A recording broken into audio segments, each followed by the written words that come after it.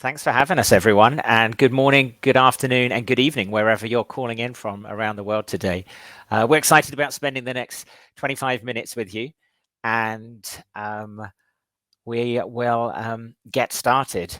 So I can imagine if you're joining this presentation today, you might, like us, have experienced a sense of disconnection in the organizations that you have worked within. You might be a people leader or leading a team and looking at ways to build culture within your organization. Or perhaps you're a member of a team looking to foster stronger ties between the people on your team. Regardless of whether you're working in an office environment, hybrid, or remotely, our goal today is to ensure that you leave this session with some practical tools and ideas that you can apply within your organizations in the coming weeks and months. So just to introduce ourselves, as Lucy said, I'm Phil Burgess, and I've been working with Felix here for the last 13 years or so. Starting off as joint managing directors of a creative agency called C-Space in London. And as Lucy said, then moving on to chief people officer for me over in the States, while Felix was CEO of our European and APAC regions on the other side of the world. And we've always believed that relationships are the source of results. That's been a shared philosophy of ours, and it's helped us grow the people and the businesses that we've been part of. And as Lucy said, it's also helped us win some awards. So Learning Team of the Year, Best Agency, Best Place to Work. And that's been great. We've been really proud of the cultures that we have built together. But like many organizations, despite that external recognition and despite our pride in our culture, when we were struck by the pandemic, things really changed. Things shifted for our organization and the people within it, and they got much trickier. It shifted our ways of working as we moved to a hybrid business model, and we saw significant drops in employee engagement. We had significant attrition, and a lot of cases of burnout and poor mental health happening across our organization. And as you can imagine, we weren't alone with this. A recent report said that 65% of workers around the world are feeling less connected to their co-workers since the pandemic. And I read some other alarming stats last week. Only 4 in 10 workers in America feel that there's someone in their organization who really cares about them as a person. And perhaps even more alarmingly, approximately half of Americans feel lonely and that their relationships with people in their lives lack meaning. So against that backdrop, we talk to CEOs and chief people officers every week about what's keeping them awake at night. And many of them are doing some phenomenal things to build culture in their organizations. But they're not all working. So we talk to people who are introducing gym memberships and wellness stipends, giving people budgets to spend on personal well-being, people who are laying on lavish corporate events to bring people into the office, providing people with subscriptions to online therapy platforms, and subscriptions to some of the 300,000 wellness apps that are out there, and the 15,000 mental health subscription apps that you can sign up to these days. And whilst they can definitely play a role in supporting employee well-being, we found that when we introduced them in our organization, as we tried many of those things, they didn't really shift the needle in a particularly meaningful way. Until we started to shift our thinking to an area which we often feel is an under-leveraged solution to some of the challenges that businesses are grappling with today. And you might have read the US Surgeon General's loneliness advisory that he put out in February of this year, where he spoke to some of the challenges facing the world in many respects because of the loneliness and isolation that people are experiencing these days. And one of his conclusions was that social connection stands out as a largely unrecognized and unappreciated force for addressing many of the critical problems we're dealing with as individuals and as a society. And we believe that that same underleveraged force can make a really big difference if it's applied in the organizations and businesses that we spend so much of our time in.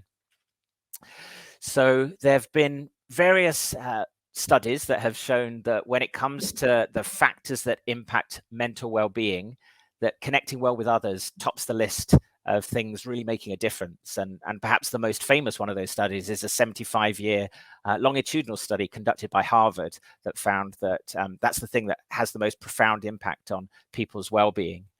And of course, connecting well with others doesn't just positively impact mental well-being, but it can have a really significant impact on other areas of people's lives as well.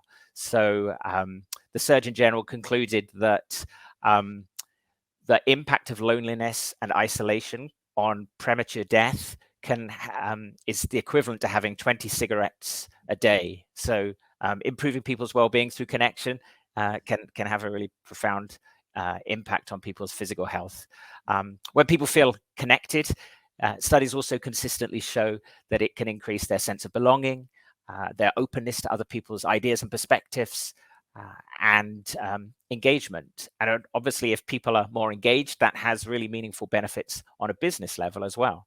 So higher engagement, greater creativity, more innovation, and improved productivity. Perfect. Thank you. Thank you, Phil. Yeah. Phil, at the beginning, mentioned we're going to share a couple of really practical ways of how you can build what we call a culture of connection. And nearly all of them that we have brought with us today are really quite simple to see, and something that you can lift and launch in your own organization if you're interested to build stronger connections between your people and your staff.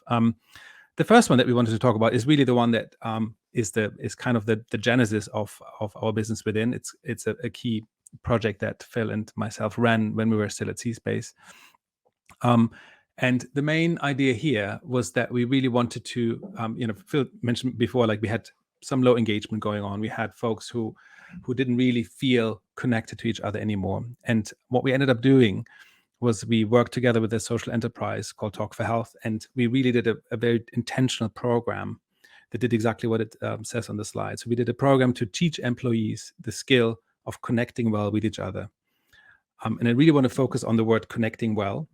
And what that means, because it doesn't mean, if you move to the next slide, it doesn't mean, a quick chat in nooks and crannies of the day. It doesn't mean just saying, how are you? Let's now work on the agenda. Let's get this project done. It doesn't mean necessarily, spending time down the pub, which is also all important and nice, but often what happens there is a bit of decompression and drinking, of course.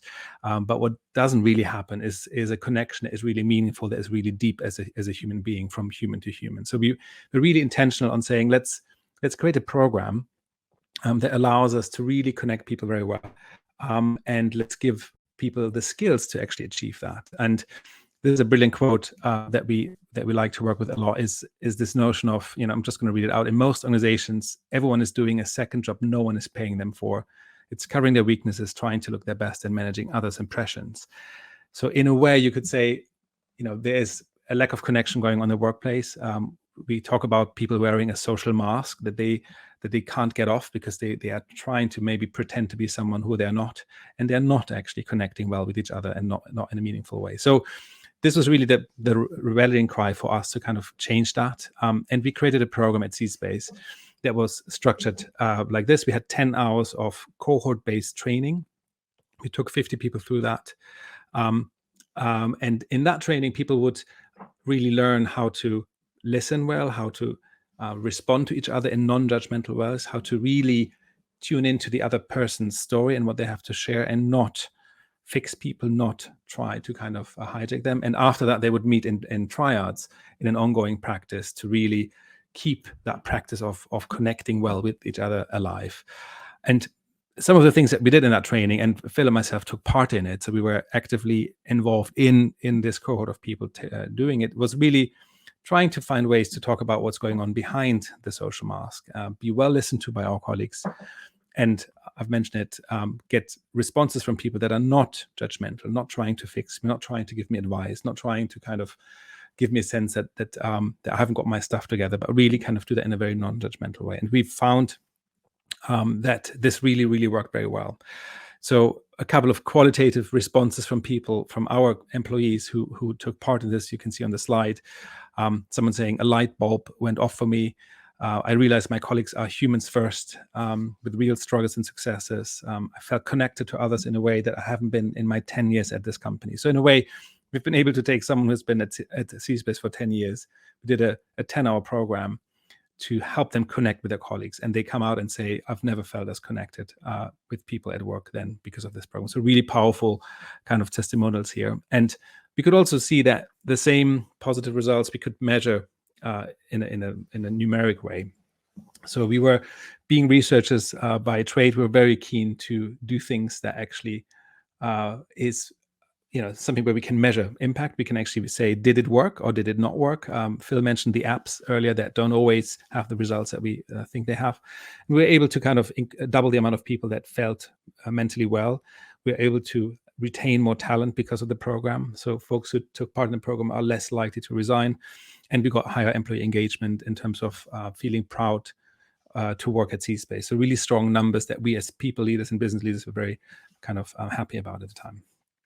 And it inspired us to kind of take this into a business. Now, the next 4 ideas that we're going to share are really, I like to call them snackable ideas. You can really take them, launch and live them in your organization. The first one is really, sounds very obvious, prioritize building relationships. But we did, look at how we onboarded people in our business, and we realized that there are some people who are doing really well after onboarding, and we realized some other people are not doing that well post onboarding.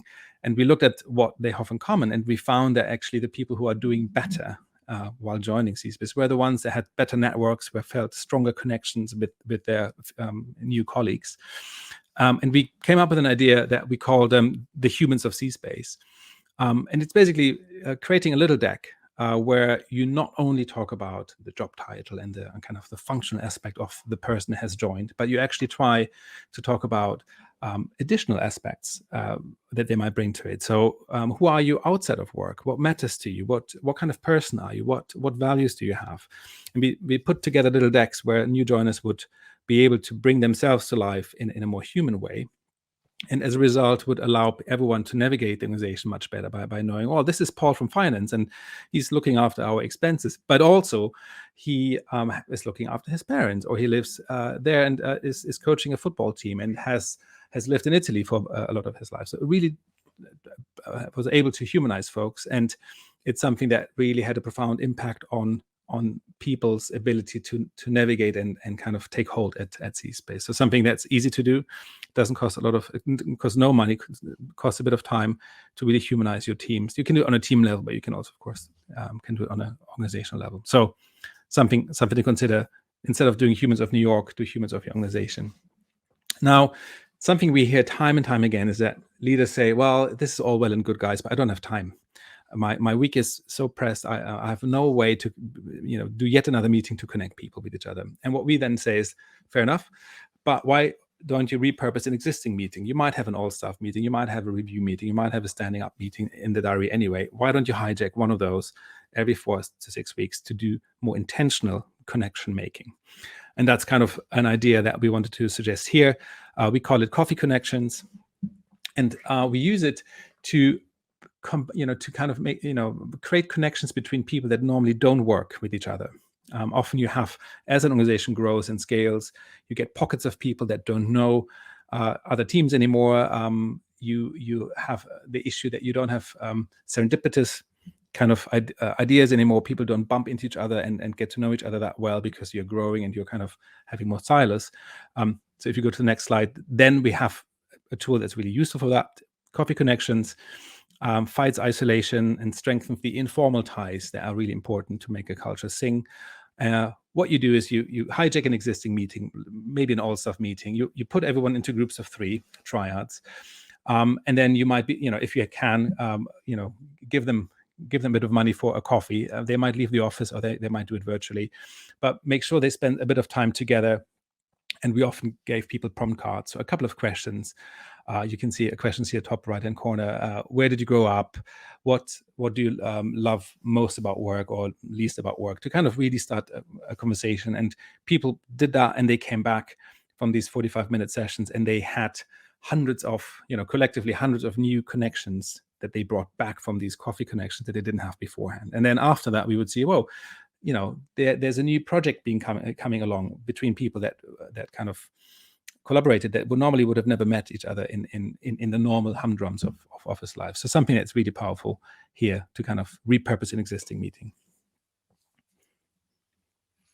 I think that's perfect. Thank you. So so number 4 on a similar theme, see whether there are opportunities within your organization to create rituals that can build connection, repeatable moments where you can build connective tissue across the company. And as Felix said, they don't necessarily have to be new things where you have to find new additional time in already busy weeks. One of the things that we found most effective was taking time at the start of team meetings, whether they were sort of larger departmental meetings or sometimes smaller groups, just to check in with our colleagues to find out how they were doing. So it was a very simple process. How are you today on a scale of 1 to 10? Asking people to share a number, and then 1 or 2 sentences on what it is that's driving their feelings. Typically, we'd ask that the leader would go first, so we would model that. And it had a number of uses. Like, one, as a leader leading the team, it gave us a sense of how people were doing today. So are people impacted by what's going on in the world right now? How are they showing up? What kind of range of emotions are happening in the team? And that enabled us to tailor the meetings to make them more effective. But for participants, what we also heard was it got people used to the idea of having emotions in the office and expressing them. And the fact that some days people might show up as happy, other days they might be frustrated. And sometimes that was to do with stuff going on at work. But more often than not, it was to do with stuff going on in the world, stuff going on in their lives outside of work. An important reminder is, as the leader of the team, your job is not to fix people if they're having a bad day, but just to acknowledge it, and just bear in mind that some people might be a 3 out of 10 and other people might be an 8 out of 10, and that's okay, and it will probably be different tomorrow. Another version of that, which can be fun, is giving people some kind of image to react to. So it might be a series of emojis, it might be some different scenes or different colors, and asking people to see what they relate to. And that can also just liven things up and give people a way of projecting how they're feeling onto an image or something like that. And then the final one, number 5, is a really important one. Ad hoc initiatives can certainly pay dividends and strengthen connections between teams and within teams. But I think if you're really trying to drive transformational change across your organization and build a culture that is more connected on a systemic level, then it's really important to consider that broader corporate infrastructure and think about different ways that people that you can bake connection into it. So one of the things that we did was look at our competency frameworks. And we'd always talked about communication skills. That was one of the 4 core competencies that we expected everyone to be able to do to progress through the company. And we took a look at it and we repositioned it around building relationships. And we rewrote it with a group of employees to include language that focused on how effective people were at building relationships, what happened when relationships broke down, how well connected people are between their teams, what role they played in fostering connection on their teams. And by baking those behaviors into our competencies, it meant that they became the things that people needed to do to be able to progress through our organization. So there's competencies that then started to feed into the questions that we started to ask people in interviews when we were hiring people into the company. So can you give me an example of a time when you really worked hard on a relationship? Or can you give me an example of a time when a relationship that you've been in has broken down at work, and tell me about what you did to get it back on track? So these are all little signals that you can send that relationships matter and that connection is important to your culture. The final thing that can sometimes be a really helpful springboard is just taking a look at your corporate values and thinking about are there any of the words, the phrases that you use in your values and in your principles that could provide you with a springboard for initiatives that could enhance connection across your organization? So one of our corporate values that we co-created with our team was show the love, and it was important to us because we wanted to make sure we took time to celebrate successes and that we were kind to one another. That was a key sort of tenet of our culture. So as we thought about how can we bake connection into our values, that helped us think about different ways of catching people doing things right that supported moments of connection across the organization. So we would have staff meetings where people could give each other shout outs for those living the values. But for those people who didn't really enjoy being recognized publicly, there was also an opportunity to write someone a little note and just drop it on their desk and provide that little moment to connect on a more human level.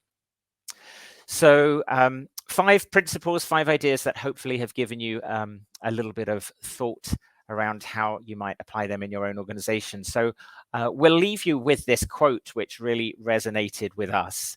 And I'll just read it out because I think it's really powerful. So human connection is the foundation on which we build everything else. Creating a connected life begins with the decisions we make in our day-to-day lives. Do we choose to make time for people? Do we show up as our true selves? Do we seek out others with kindness, recognizing the power of service to bring us together? This work isn't always easy. It requires courage, the courage to be vulnerable, to take a chance on others, to believe in ourselves. But as we build connected lives, we make it possible to build a connected world. And I can imagine if your experience of being in a people team is anything like ours was, it can feel exhausting at times. Like I found that I was often overwhelmed by the challenges I was facing within my organization. So I guess I'll leave you with the thought of don't try and do everything, but perhaps just start with something small. Like, is there a meeting that you could tweak? Is there a conversation you could have? Is there someone within your organization who you haven't spoken to for a while who would really enjoy receiving a note from you and perhaps being invited for a coffee? That could make a huge difference. And finally, we're Phil and Felix from within, as we said at the start. If you've enjoyed some of the content that we've shared today, we're both active on LinkedIn, so by all means connect with us. We typically share content linked to leadership and ways that you can build connection in your organizations. And we also run a free workshop which teaches people different techniques that can help people accelerate connection and unlearn some of the habits that get in the way of building connection. And if you snap through that QR code, you'll get a link to sign up to some different options.